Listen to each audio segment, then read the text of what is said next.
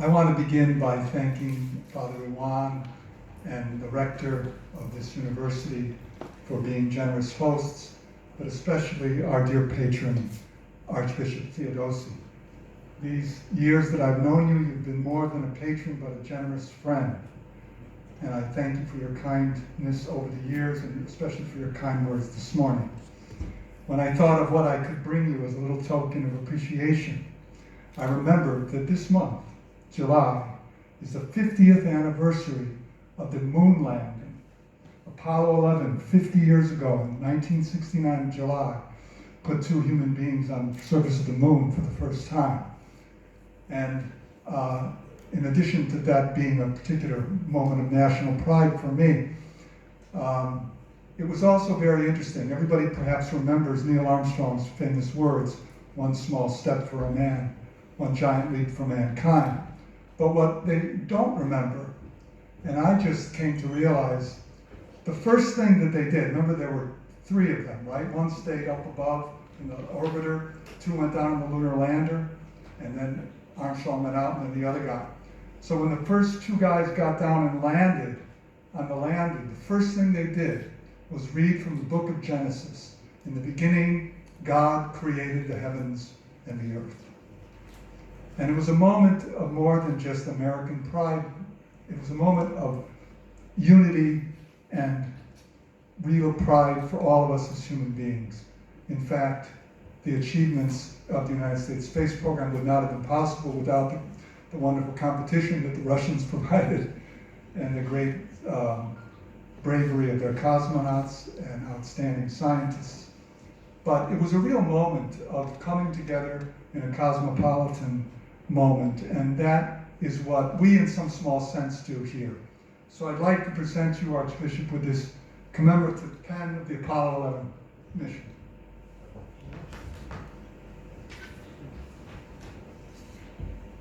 Thank you very, very much.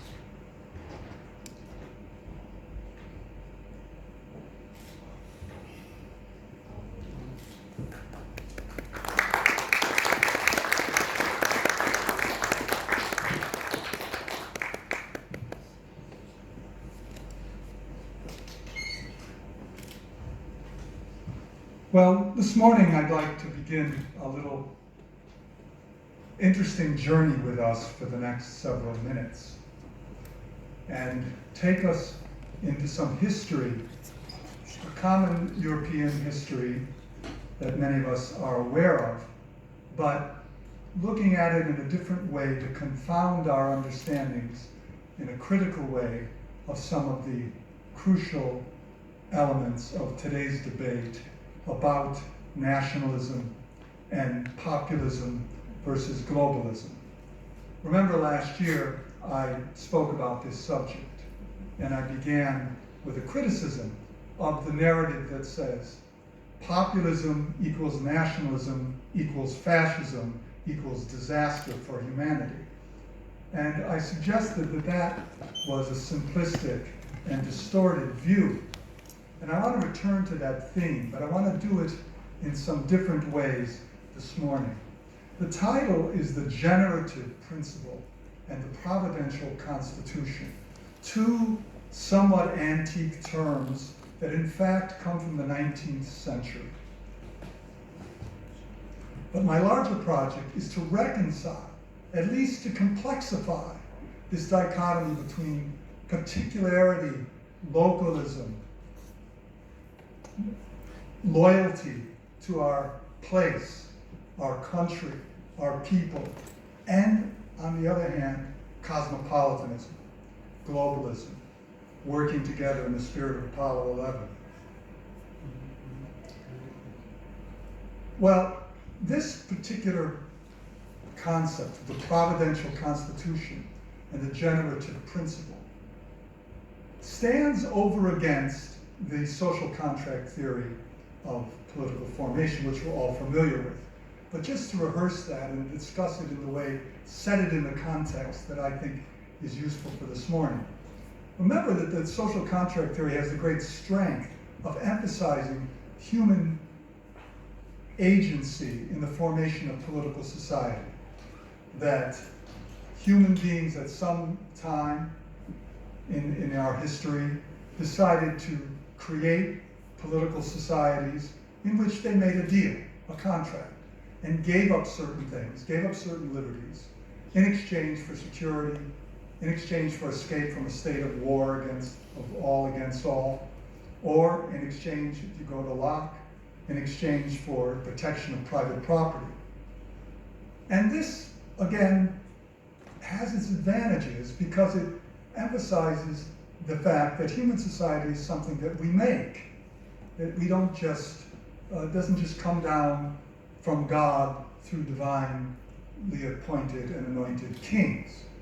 But the problem with that, the problem with social contract, there are many. One is, well, when did this grand historical event take place? And if it was such an event, why is there no recorded history of it? What in fact, it's one of these theories like evolution. We can't observe it happening today, but it happened. But when did it happen? Or the Big Bang? So that's the difficulty with it. So it pays little attention to what we call the pre-political dimensions of society, pre-political dimensions of culture, which obviously play a very important role. And so this is where this other idea that I'm talking with, of the generative principle talking about today, comes about as a critical critique, a critical response, a radical response actually, to social contract theory. Another way to think about this, it's offered, I'm going to get to the major proponents of it in a moment, not keep you guessing who they are, but it's offered by people that are reacting to the Enlightenment. Some people can talk about this and do talk about this as counter-Enlightenment thinking. But remember, the counter-Enlightenment, oh, I'm sorry, I'm not signaling you. Yes, we're going to the next thing. The counter-Enlightenment thinking, also you remember historically, is the birth of the Romantic movement, where instead of emphasizing reason and an ordered universe, we began to emphasize freedom, emotion, complexity. Instead of speaking about the world as finely constructed by a grand architect, we talk about its organic nature, its mysterious nature. These are themes that come out of Romanticism, which are, in some sense, a reaction to Enlightenment. So the Enlightenment, the empirical theories of Hobbes and Locke are reacted to by people like Joseph de Maistre, a French 19th century figure who writes in 1809 the essay on the generative principle of political constitutions and other human institutions. And it is a reaction not unlike Edmund Burke's essays on the French Revolution, the Irishman Edmund Burke's, which look at the French Revolution as problematic. It's problematic, why? Because it attempts to change society overnight. Whether or not we could debate whether or not the ideas were good, obviously some of them were. Who can argue with liberté, fraternité, égalité? It sounds wonderful. But do you affect that? Do you actually improve the society by simply, from the top down, deciding to change things? And even to do it in a violent way? What does revolution mean? Does it mean violent overthrow? Or does it mean a turning in its literal sense, its literal etymology? It means a turning, a returning back to what? So these people like Burke and de Maistre are reacting that way and trying to counterpose this romantic, organic sense of human society over against this revolutionary concept of society. And what it has the advantage of doing is emphasizing a truer understanding of pre-political society. Societies aren't simply made by political decisions. We know, of course, in the West there's a great tradition of that, starting with Plato's Republic. But what was Plato's Republic? A fantasy, right? A fantasy that a philosopher comes up with. I can't figure out what justice is in the individual, so let's talk about it in the community. It'd be easier to see in this ideal community that I created in my mind. And of course, that's been the motivation for revolutionaries ever since. But these romantic critics of that theory say no. Society grows in 100 different ways. We're the product of 1,000 generations. And what has happened has not happened simply by chance. It's happened for a reason. Structures that are created in societies are created to solve problems and are passed down. Burke is eloquent on this because they work. You do this in your own families. Do you tell your children things that are bad, that don't work? Or do you tell them things that work? You tell them things that work, things that will be valuable. And the complexity and the textures of society grow up this way.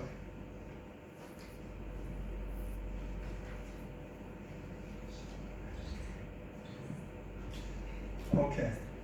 He talks about the new, actually, he's a 19th century Frenchman, so he we think of the new science of politics. Think of Leo Strauss, writing in the 1940s, the new science of, who in Strauss is anything but one of these guys. But before that, Maestri, writing over a century earlier, talks about the new science of meta-politics. Meta-politics. Meta-politics are the things I've been talking about. Society is organic, it grows organically, it's created over time, and its crudescence is not brought about by revolution, or if it is, if you want to use that term, let's use it in the original term of returning around to the beginning. The next slide, please. Next slide. Next slide. Next slide. Okay, is there any way you can zoom in on that? I think you can.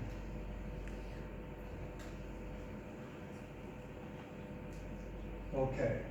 Can you zoom in a little more so I can read it with my weak eyes? Okay, that's good. No constitution, this is from the essay that I'm referring. No constitution results from deliberation.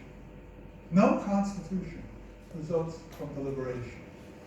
The rights of the people are never written or never except as simple declarations of pre-existing rights not written, of which nothing more can be said than that they exist because they exist. Human action in such cases is so far circumscribed that the men who act are only circumstances, God not having judged it proper to employ in this manner supernatural means, at least circumstances circumscribes human action to such a degree that circumstances do all. It is even very common that in pursuing a certain end, they obtain another, as appears in the English Constitution. The rights of the people, then, he goes on to talk about. He said the rights of the people may be granted, a sovereign may grant rights to a people, may grant them certain liberties. But how the sovereign gets that is the question. And we don't know. We just know that he does. And this is, I think, is this wonderful idea that is so different. The sovereign gets these rights, and that the moment he gets them has neither dates nor known authors. How he gets it has neither dates nor known often. They are preceded by a state of things that rendered them necessary, which the sovereign did not create. So the social contract is not created by humans per se, in the sense of one group. I mean, who did it? Who created the original social contract? Who was it? Who authorized my representatives to the European Parliament to vote for the social contract? Rights are not created, implications. Rights are not created by codification. They're not simply positive. They only can be recognized and reflected.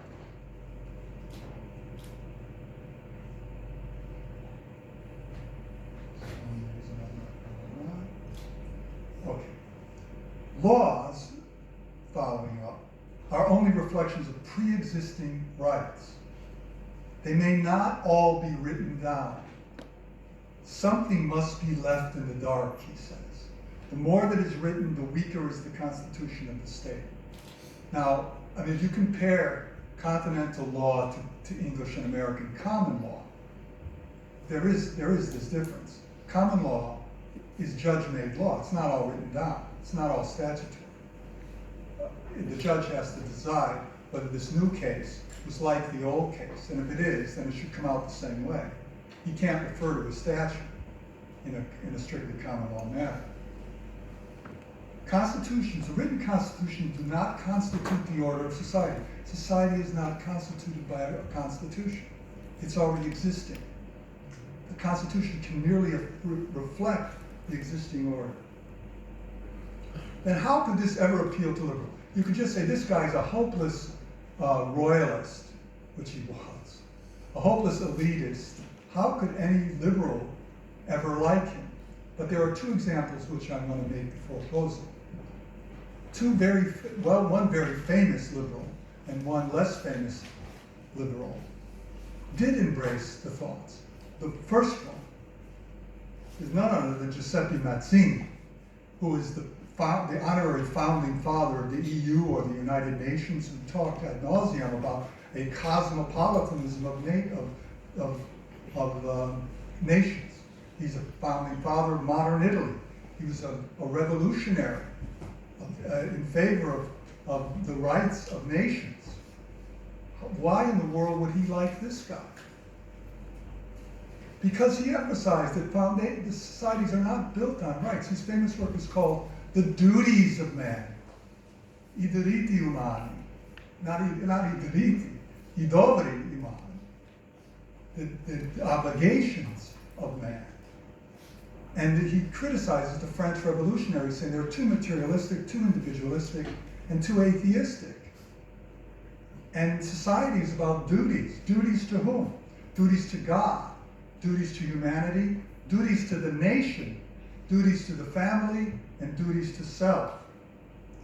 Faith, devotion, and self-sacrifice are needed among the people. Next slide. He likes this generative principle because he says there are no a priori societies. They come out of these duties that are existing. The pre-national experiences are crucial, even providential. They're directed by a superior will. They have a goal, which is not only the initial formation of a nation, but also an ongoing purpose. This teleological view of the nations. That wouldn't be popular today, would it? Mazzini and de Maistre had very different views about the value of the conception of agencies beyond that of the members of the group and constituting the current policy. De Maistre had a disdain for the popular will, going as far as claiming that law which is generated by the majority is no law, but only a regulation. Mazzini, by contrast, was no royalist. The people, he thought, if they were taught to fulfill their duty, could be the voice of God. Yet, what is most important is that society is circumscribed, limited by what has come before, and cannot simply reinvent itself by ignoring the past. This leads me to an American. Now, how in the world could an American embrace de Maistre? I mean, that is as far away as the moon, it might as well be, from the American conception, you would think. But not so. A rather well-known, if you don't know him, you should know him, 19th century American political theorist called Orestes Brownson, Brownson was thoroughly American. He was not a European that emigrated. He was born in Vermont. He was a Yankee. He was a Protestant. Then he became a Unitarian. Then he started his own religion. Then he became a Universalist. Then he became a Catholic. And he writes, at the end of the American Civil War in 1865, the American Republic, in which he says the war has just been fought between these two, one group, the South, stressing, the South was not consciously stressing keeping slaves. For them, it was a constitutional crisis about whether or not states had the right to leave the Union. The North said, you don't, we're going to force you to stay in, send our armies into your states. And the South said, yes, we do. So Brownson is writing to that and saying, before the US Constitution in 1787 is ratified, there is a constitution that's been created by the providential coming together of the peoples, customs and values that we already have. And if we look to those, we can resolve our current constitutional crisis and issues coming out of the war. So that's what I want to leave you with. The idea that there is a way to capture these pre-political rights through a concept like the generative principle or others. And by thinking of those, we have to think of our particularities. So we cannot say that loyalty to a nation is per se a dangerous or a perverse thing that's going to lead to some calamity. Nor can we have a true cosmopolitanism without an appreciation of the particular and the organic ways in which we are a people. Thank you.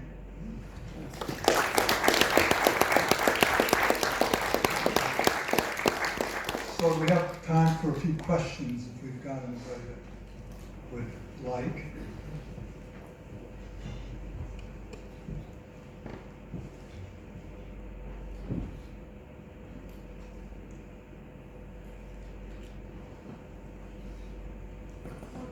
Olga. Thank you very much for your presentation.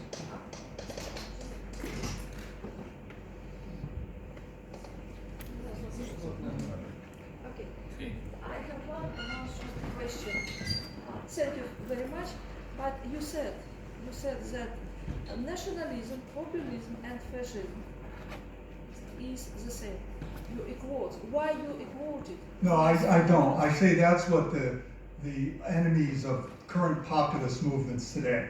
I mean, I remember my presentation last year, I quoted a New York Times article that talked about the election of Matteo Salvini and said, new dangers erupt in Europe, in the heart of Europe, because the Italians are going populist, and then mentioned fascism. And that's what I'm critiquing, that identification of populism with fascism is too simplistic and it distorts the complex realities. They're different. Yeah, they certainly are. Mike. Yes, I appreciate this emphasis. Thank you very much. But there have been instances in history, it seems like, when populism, a special kind of populism, in the 20th century, let's say, changed the society so much that it changed the political culture and even social culture values. And I'm referring here to Nazism or communism as this grand attempts at social engineering, right? So they violated this gradual, organic, change in society, and they did it in such a way that it became effective, to some extent, in remolding the whole society for the worse, obviously. But they've been successful at doing this. So how does it? How should we respond to this? Well, I think I 100% agree with your comments that populism can distort the generative principle. Mazzini said as much all the time. He said people can be easily manipulated, but what this generative principle would suggest is that there are limits. Another way to talk about this that Tocqueville talks about all the time, that and there's a connection here, that the generative principle, religions all understand this for Tocqueville, and from Mazzini. Mazzini again criticizes Voltaire and the French again and again because they forget God. And he's the big revolutionary that the church hates, by the way. Still. You know, so I think you're right. And of course, populism can be turned into fanaticism and distortion. And, but you know, the larger question is, how do you change society? You know, I mean, how do you change society? So today that question might be, how do we move to a global consciousness? Do we do that by enforcing it from above, by structures by the UN, like the UN, and like, we could get started on that, like, current political movements, and that would be a different topic. But I'm sort of doing what the master called metapolitics in this presentation.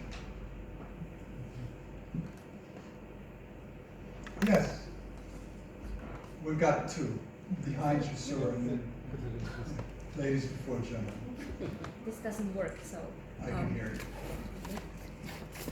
Thank you, dear John, for your presentation. You have mentioned two wonderful concepts. One is family life and societal life, how they influence each other.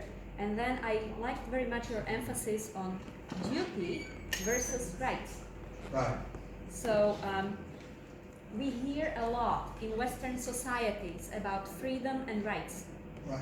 We don't hear much about freedom and duties. If we speak about the duties, it's within the family circles, yes, but we don't connect it with society, wider society. How would you suggest we make the brave step to come up with these ideas in our societal life? Because I believe this is the concept that would actually help us to create the basis for better life in societies. Yeah, can you go to the last slide, please? I forgot the last. Just go off. Just go off. How do we reintroduce this concept of duty together with the concept of right within the broader society? Right. I think that's what these people were trying to do. And Tocqueville is right. Tocqueville and Burke are right along with them, with Mazzini and Brownson, with the Maestro and Brownson. There are limits to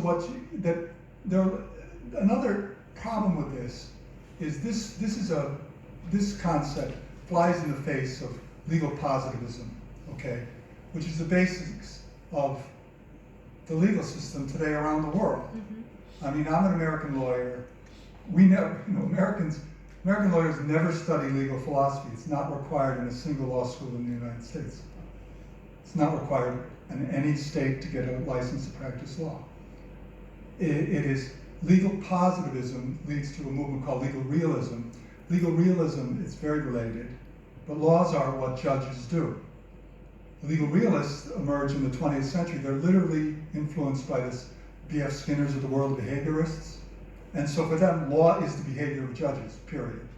That's all that it is. So you want to know what the law is? What did the judge do in a similar situation? That's what legal reasoning is. If my situation is similar, it should come out the same way. If it's different, it should come out differently. It's the end of it. So the advantage of that is that the basis of the legal reasoning is known, as opposed to saying, oh, in my wisdom as noble king, I think that this is fairness or this is justice. And the obscurity that brings to a legal system. So the great advance of legal positivism is the opposite. But we're in a positivistic monopoly now. And it's very difficult to raise any other questions, except through, this is the great irony of contemporary rights talk. What are human rights?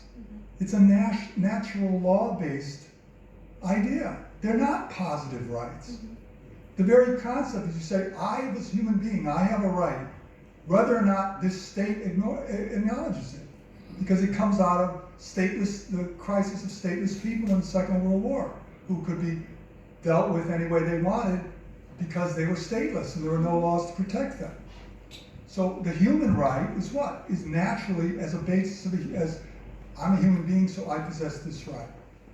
But the difficulty with that is that where do they end? And the UN Declaration, as important as it was in the time, I mean, I think we are in a moment where we need to rethink the assumptions of the post-World War II moment. You know, going back, we talked about something 50 years ago, was very appropriate 50 years ago to live in that world of the UN and of the World Bank and all this, and this whole international trade and rights and political organization that we created after the wars. But something's got to change now, and that's part of what the populist movements are trying to do too. So one of the problems is this proliferation of human rights. I mean, a human right to health care, a human right to education. You Europeans look at me like, oh, you Americans, you all die on the sidewalk. No, we don't. We pay enough taxes as it is. We don't want to pay more taxes for state-run health care. I mean, it's not a human right. It's a political decision that you might make about how to structure health care. So that's an example. Thank you. Sir. Try to follow my question. Thank you very much for your report. It was very interesting, and it corresponds to my professional interests in my university. So I'd like to ask a sort of provocative question to a provocative report about nationalism. In this question, I would suggest to go from Burke or de Maistre to one of the conservative thinkers of the 20th century, I mean Carl Schmitt. Yes. Yeah. So I just mentioned one idea of Carl Schmitt that he divided the nations into two tribes, the nations of the land and the nations of the sea. And the nations of the land, they generally they have some territorial borders, and the nations of the land, that Britain was the first real nation of the land, according to Carl Schmitt. It has no real territorial borders. That's why he called Britain the ship, because it can go anywhere where the sea was. And the USA follows the logic of the Britain as a ship. It's a ship, it's a carrier, it can go anywhere. And here is the provocative question here. Nationalism, first of all, is about national interests. So if you have your national interests inside some territorial borders, then your national interest, first of all, is your national interest, and it generally does not overlap with the national interest of some other countries that does not border you, that have no borders with you.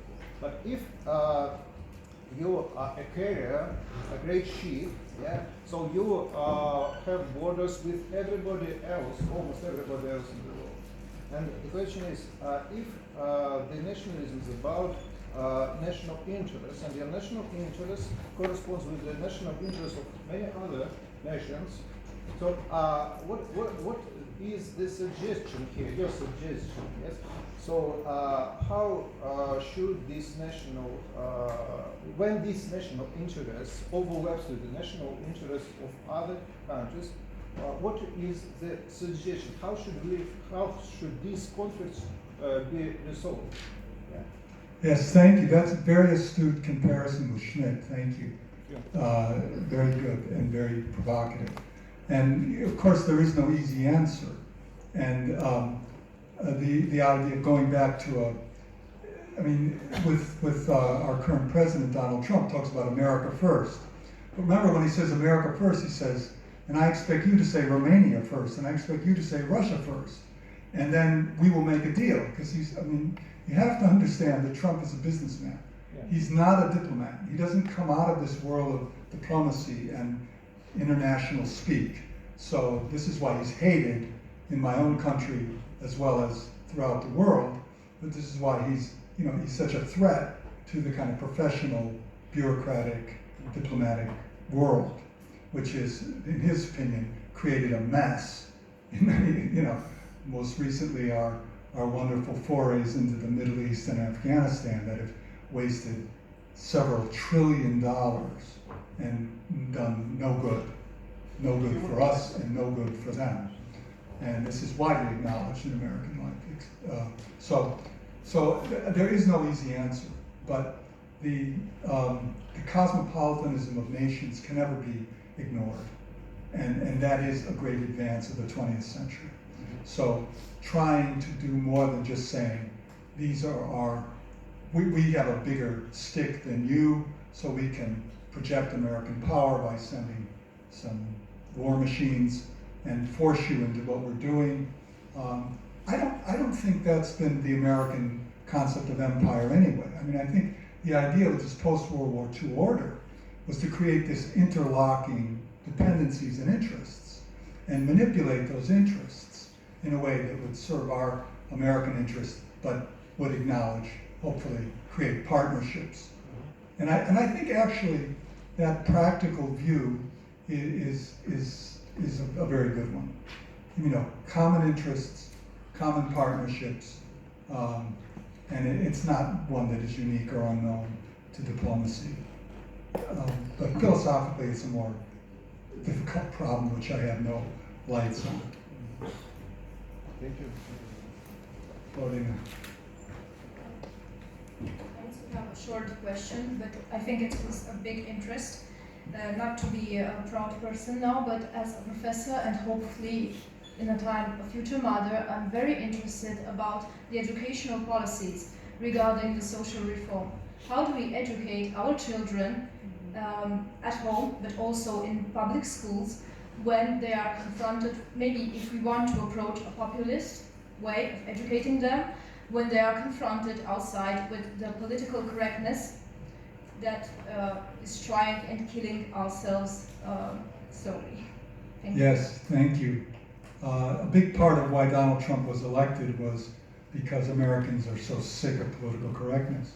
Political correctness not being civility and respect for others and sensitivity to others. Who could object to that? Political correctness being precisely what you say, other people forcing you to do things the way they would do them. I think that the solution is political, by backing people who will stand up against this. But the solution is grassroots. It's, you know, take the subsidiary model, create alternative communities. Isn't that what since, many of us are also theologians here, isn't this what the church is, an alternative society? Why do we need the state to tell us we can do something? What does religious freedom mean? I'm going to be going back to Washington, where I'm from, and the Department of State has a ministerial conference. This is an official diplomatic term for a conference among ministers from different countries. And the current administration has a big emphasis on religious freedom, which is generally a good thing. But again, the answer doesn't come from diplomats. It comes from us creating a better world. And as a mother, what could be better?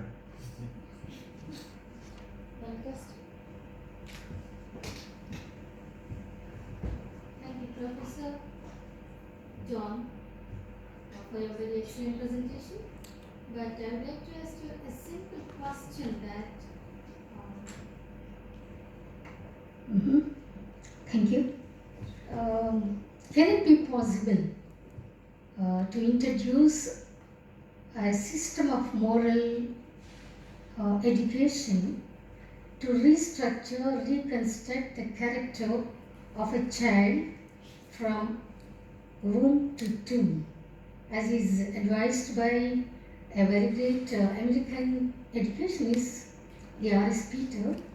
Do you agree with this? The teaching of morals from the beginning of the day can project a very good character. Without loss also, he can be justifiable with his relationships with the society and the family and himself. Can it be possible? Because I have a great dialogue with Matanusi Bam in Chicago University, and we have some reflections on this. May I ask you this question?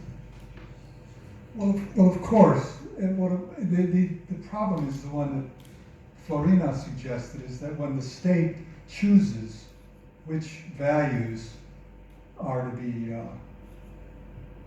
inculcated. I mean, of course, that's what states do, though, in their defense.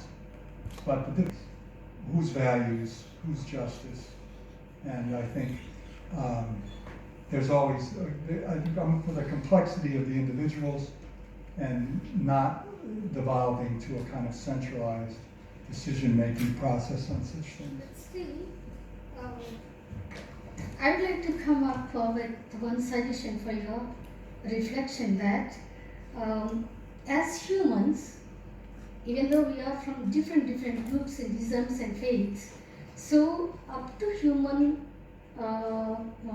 presentation as a human, we will have certain values, the human values, to be observed by all of us, and we can take that level of human values from Christianity, from some ism, from Marxism, from some ism. So we can judge like that. But are you suggesting that this is some kind of universal system that Okay. people in every culture can learn, and that this can result in We can some present our advance, culture. some social advance for humanity? Mhm. Is this what you're suggesting? Yes. I suppose it can, but it depends on the origin of those values and where they come from. And again, my instinct, in sympathy with the thinkers I just talked about, would be to say it has to be organic. It can't be imposed. It can't be just some nice idea that some philosopher comes up with. It's not Plato's Republic. I mean, he talked a lot about education, didn't he? Mm-hmm. Thank you. Thank you. Thank you.